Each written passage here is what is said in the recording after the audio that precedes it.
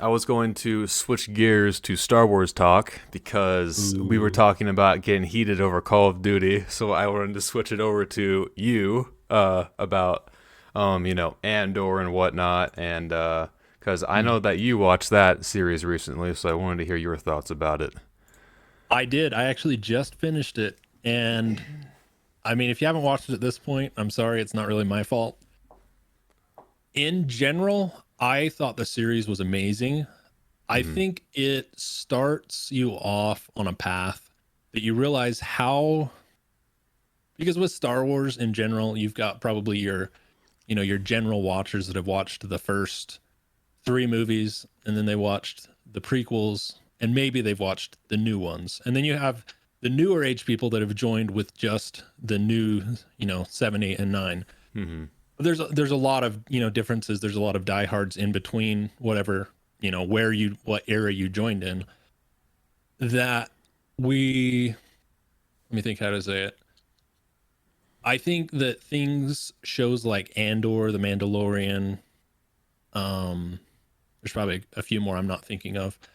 They do so much for world building because so much of Star Wars just for most people revolves around lightsabers, the Right. Jedi, the Sith, that you really don't get a perspective, maybe is the right way to say it, of how vast the galaxy actually is. Hmm. We just get, the good and evil fight between the Jedi and the Sith.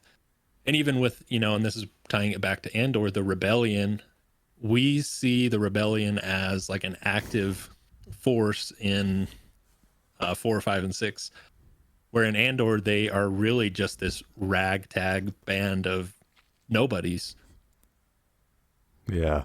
Yeah, I especially like Andor because it brings you down to the ground level of the Star Mm. Wars universe. It's not all about big lightsabers and blowing up Death Stars, it it really brings not that the movies or the other series haven't brought a human perspective, but it's even more human in Andor, and that's what I like the most about it. It's just everything from the set design and the characters, the environments, everything I think is just outstanding and outdoes what I think the previous movie trilogy has done and what they failed to do. Um, but yeah, Andor is Hey, you can't awesome. you can't say that. Oh yeah. You can't diss the originals. Oh no, the previous the Disney trilogy. Oh, I see. Yeah, yeah. Yeah, but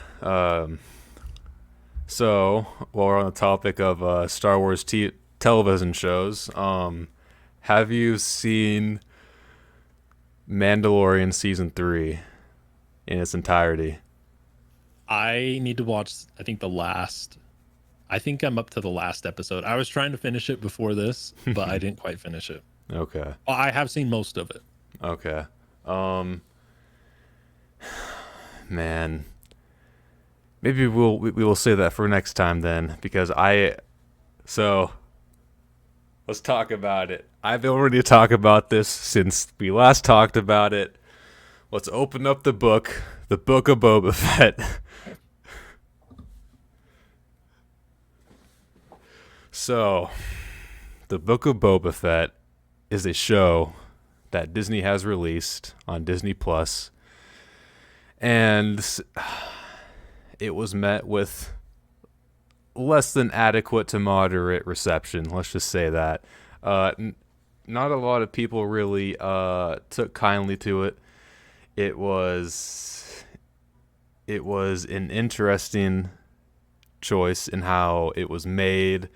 Um, I will get to the goofy parts in a moment, but like in all honesty, like the whole like first half of the show or so, when there's like flashbacks to Boba when he gets out of the Sarlacc pit and whatnot, I didn't like that much. I thought it kind of took away from the story in the present, and I think that's what people wanted to see most. Maybe like just flashback to him actually getting out of the pit, and then just continue on from the present. But um, yeah, I didn't really like that part.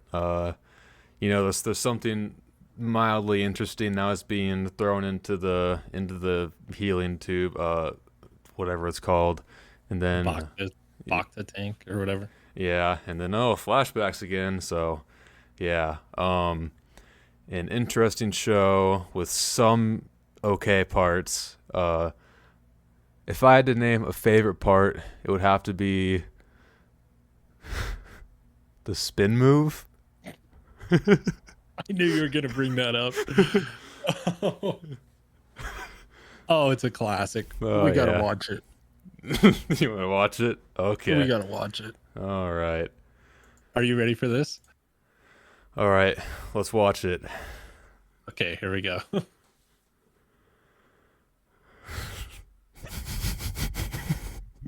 Mid move. Oh, Hell yeah, it's the man. most unnecessary thing I've ever seen in my God. entire life. Oh my gosh. Oh man. Wow. Okay, so when I'm gonna make a note for when we do talk about the Mandalorian, because there's two that I saw in there. Oh, really? Okay. But I will warn you, they're not quite as bad, but they are bad. Like for a multi-billion-dollar company, they could do better. Oh, yeah. They should do better. Yeah.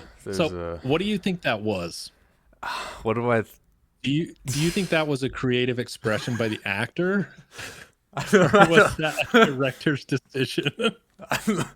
Oh my god, I don't know. I think that might be something to do with like the actor. He must have been like, "Yo, imagine if I like spun around in my coat was like flailing around in the wind like I'm a superhero. I do a 360 on this guy that I just had a shot of, but listen, it's going to look really cool."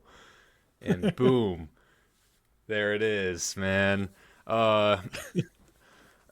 Just I can't imagine. I think it was. I can't imagine like a choreographer or something doing that, or like I don't know, man. It's just so out of nowhere and out of place. That had to be like, I mean, maybe not planned, but they were like, that shot right there. That's what we're doing. Somewhere there was a creative mind that accepted that shot. They were like, oh yeah, we're keeping that. Yeah, That's definitely. it. It's like Anakin in I think episode 1. I'll try spinning. That's a good trick. Yeah, I don't know. I've heard that actor specifically has like quit multiple projects. I think like Peaky Blinders is one of them. If you've seen that, he's one of the Peaky Boys, and I think he left after like season 4 or 5 for whatever reason. And then, of course, his character had to get recast. So I don't know. I don't know about that actor specifically, but I haven't heard really good things about him. So honestly, it makes a lot of sense that is his decision to do that little spin jitsu move right there. But You've piqued my curiosity. I've got to know now. This guy. yeah, I'm pretty sure he's had some like drama or something behind the scenes of Peaky Blinders before. Peaky Blinders. Because like he was in season 4, and then when season 5 came out, he was just gone, and there's like this other guy that doesn't even look like him there. Huh. I don't think I remember. It has been a while since and I haven't finished it. I need to go back and finish it. But it's been a while since I've seen Peaky Blinders. Yeah. I don't remember him. Okay, that's funny. Yeah, I didn't know that. Oh yeah. But let's not focus on the spin kick though. There are spin. I've been watching some Jean-Claude Van Damme movie stuff recently, so I have spin kick in the head. So no, but the spin move. Right on. The spin move. Unless you have more to say about that.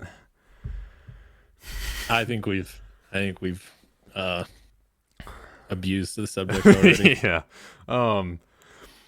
Now, there is one thing that I would like to point out about the show that I haven't seen a lot of people talk about, but Danny Trejo is in the show for like 30 seconds to a minute in screen time, and I didn't even notice it through my first time watching it. And then I'm like, huh, wait, was he actually in the show after hearing people talk about it? And sure enough, he was. He was the dude that gave Boba his Rancor. And I'm like, how do you put someone like that in there for like a minute and a half? It's I don't know. That that show just did more wrong than right. See, I don't believe it. I've got to check this out. You gotta believe it, man. I mean, Oh wow. How did I not notice that?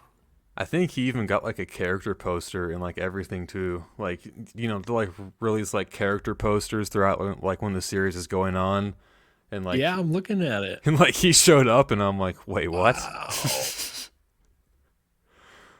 How did I not notice that? That is crazy. I know, right? But yeah, I guess what we're trying to get across here is that Star Wars is kind of down bad right now. Like, we'll get to Mando season 3 when we're all caught up. But yeah, I've got some things to say about it.